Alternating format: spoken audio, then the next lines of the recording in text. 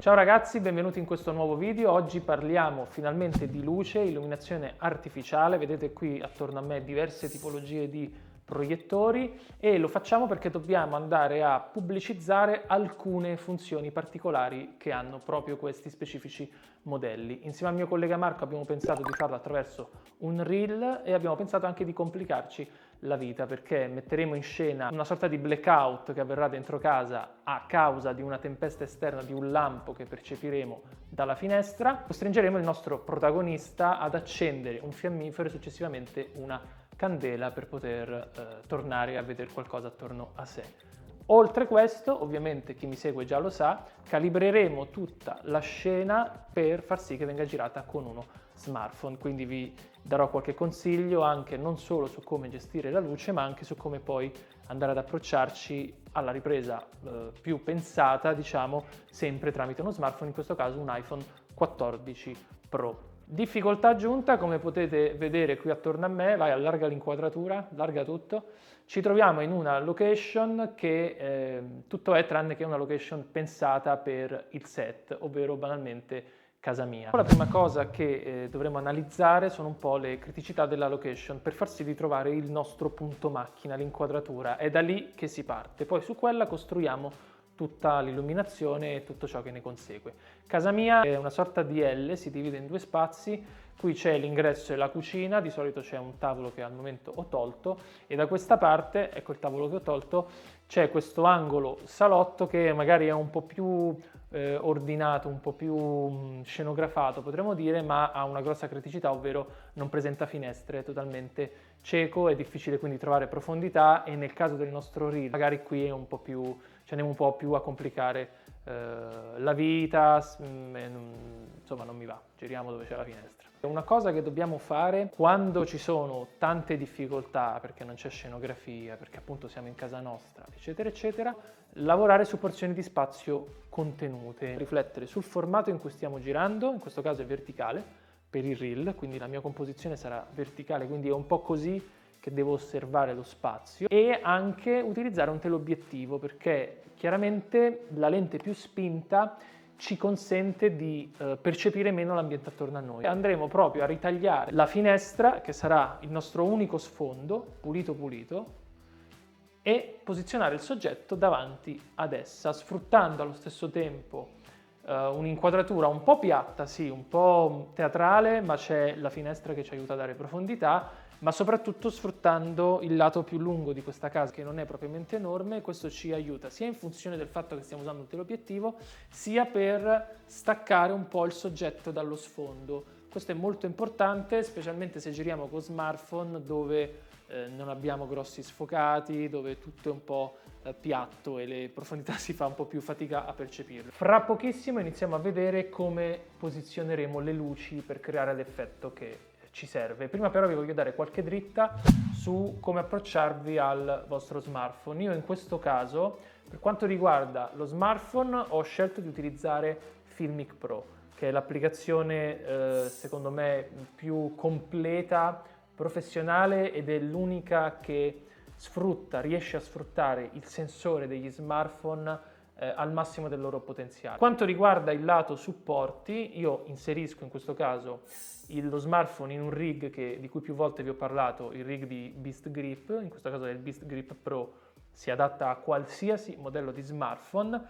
Questo perché mi consente facilmente di andare poi ad applicare dei filtri. Ho scelto di applicare un filtro Moment Cine Bloom 10% perché è una sorta di promist, quindi un filtro che va a creare una sorta di alone, un po' a diffondere le alte luci, e visto che in questo nostro piccolo reel ci sarà a un certo punto in campo un fiammifero acceso, quindi il fuoco, credo che l'effetto possa essere carino e amplificato da questo filtro. Trovata la nostra composizione, iniziamo a lavorare la luce. E da cosa partiamo? Io personalmente in questo caso scelgo di partire dalla fonte di luce che non posso controllare, ovvero in questo caso la fiamma, il fiammifero. Faccio accendere il fiammifero e capisco un pochettino come regolare l'esposizione per far sì che non sia bruciato quando poi effettivamente faremo la ripresa.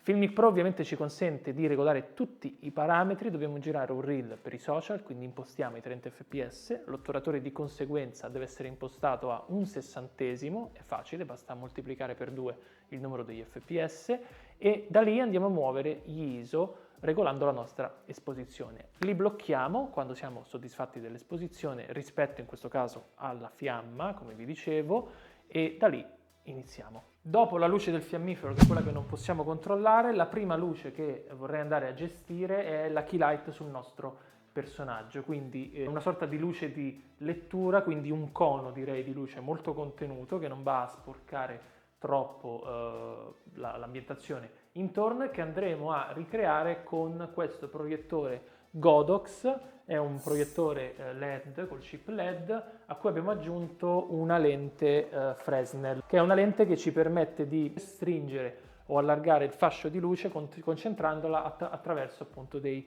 vetri particolari. Non si può su questo modello, l'SL150, andare a regolare la temperatura, non ho un bicolor. Quello che faremo però, siccome lui è a temperatura fredda, ovvero 5600 Kelvin, e non ci piace per questo interno, io vorrei una luce più calda rispetto all'esterno, è mettere una gelatina di conversione in modo che la luce si riscaldi e risulti poi a schermo un po' più giallognola. Questo perché in termini di temperatura creeremo un contrasto tra una luce più calda sul personaggio e la luce notturna che arriverà dall'esterno. Per fare ciò lavoriamo sia sui proiettori, quindi qui riscaldiamo, fuori lavoriamo con temperature più alte, che sullo smartphone. Sempre con Filmic Pro è possibile ovviamente regolare la temperatura andando a scegliere un valore che si posiziona un po' in mezzo ai due. Io avrò la luce interna, quindi quella con la temperatura 3200, ancora più calda visivamente parlando. La luce esterna, quella da 5600, ancora più fredda, più tendente al blu. Quindi un valore di mezzo ottimale potrebbe essere 4000 Kelvin da impostare sul cellulare, sullo smartphone. In questo modo, secondo me, agevoliamo l'effetto di una luce notturna. Comodità di questi Godox è che hanno un telecomandino con la quale possiamo andare a remotare un po' tutto dalla distanza. Eccola qui, a schermo sembra funzionare. A quanto siamo di intensità ora? 50. Abbasso a 30. Prova a sederti tu.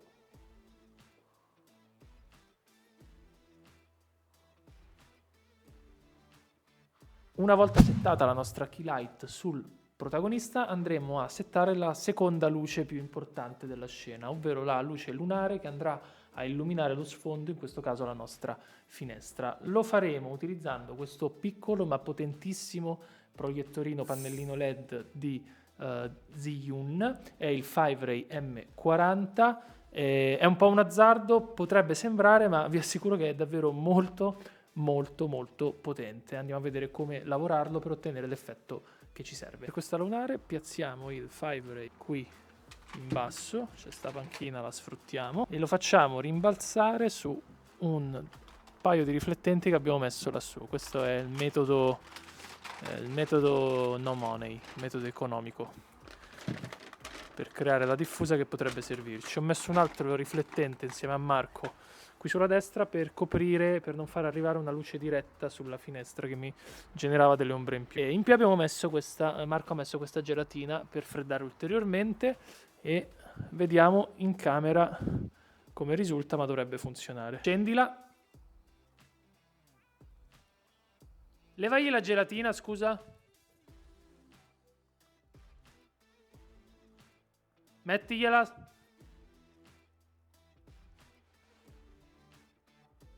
Beh sì, direi con la gelatina. Ok, Marco, proviamo a spegnere ora la luce come se ci fosse stato il blackout. Ok, l'iPhone fa questa bella cosa di cambiare l'esposizione da solo. Accendi. Spegni. Vedete? Accendi. Guardate la finestra, ragazzi. Quella luce sulla finestra dovrebbe rimanere tale, così come la vediamo. Invece quando Marco va a spegnere, si spegne anche la luce fuori nello schermo dell'iPhone. anche se in realtà la luce fuori c'è e come non è cambiata. Quando sentite qualcuno che dice l'iPhone è lo smartphone più professionale, più adatto alle riprese professionali, gli fate vedere questa bella cosa, gli linkate questo video e così magari la smettiamo con la cattiva informazione. Rinforziamo questa lunare con un piccolo controluce sempre freddo sul nostro protagonista, lo piazziamo internamente, in questo modo quando avverrà il blackout la sua sagoma sarà un po' più definita rispetto allo sfondo e magari l'iPhone correggerà un po' il tiro con le sue compensazioni automatiche ed eviterà di farci crollare nel buio più totale. Ok, abbiamo piazzato il nostro controluce lì in alto. Vediamo se adesso l'iPhone non sbrocca più. Vai Conte, blackout, boom, perfetto, non diventa più tutto nero.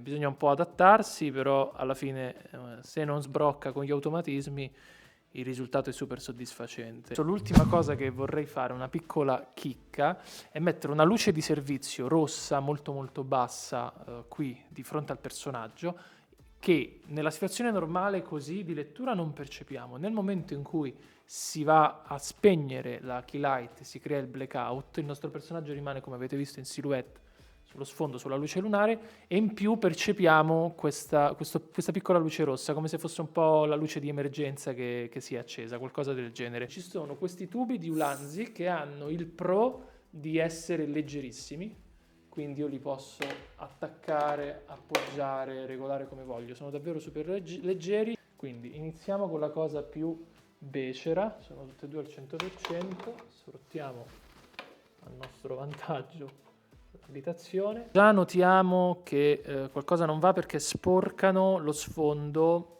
li percepiamo anche nella situazione di piena luce. Marco, prova a spegnere adesso come se ci fosse stato il blackout. Qui funzionano molto. Possiamo andare a lavorarli mettendo qui un qualcosa. Ci vorrebbe del black foil o una bandiera, non abbiamo né uno né l'altro, ora ci inventiamo qualcosina, in modo che la luce rossa non raggiunga questa parte di sfondo. Eccolo qui, il metodo più professionale della storia. Vi giuro che sui set si fa così. Andiamo adesso fuori di nuovo a piazzare il secondo Godox che sta qui dietro di me per l'effetto dei lampi. E lo andiamo a gestire con un secondo telecomando, capiamo un po' le intensità e bene o male ragazzi ci siamo quasi. Questo lo puntiamo invece diretto con il suo riflettente di base che fa un fascio meno controllato, un po' più ampio, visto che dobbiamo simulare i lampi, e diretto alla finestra perché vorrei generare delle ombre nel momento in cui dovesse esserci il lampo. Spero venga fuori qualcosa di interessante, in teoria sì, eccolo qui. Perfetto, adesso andiamo a regolare l'intensità. Quello che vedo è che potrebbe funzionare come intensità, ma il fascio è troppo contenuto. Proviamo così, Marco. Allontanati e metti a 100 di intensità. In questo modo il fascio che va a colpire la finestra diventa più ampio. Guardando l'immagine, il controluce che avevamo messo lì colpisce troppo la finestra e non essendo lavorabile perché non abbiamo mezzi, faremo questa cosa, apriremo quest'antina, lo allontaneremo fisicamente dalla parete, in questo modo sarà più vicino al personaggio, potremo abbassare l'intensità e diciamo, visto che è un ledino, quindi la luce appunto è poco controllabile, in questo modo è un po' più contenuta e colpisce soltanto il soggetto. Ok, abbiamo praticamente impostato tutto, manca solo l'effetto finale della candela che faremo con questo 5-Ray F100 che promette molto molto bene, lo useremo in maniera diretta non appena il soggetto accenderà il fiammifero. Questo LED verrà puntato direttamente sul soggetto. Il fuoco in questo caso è una luce puntiforme che genera ombre e quindi non sto ad ammorbidirlo, lui ha delle piccole aggiunte per andare ad ammorbidire la luce o lavorarla un pochettino. Cerco in questo caso invece di mandarla sul soggetto in maniera più cruda possibile, regolando l'intensità in maniera corretta.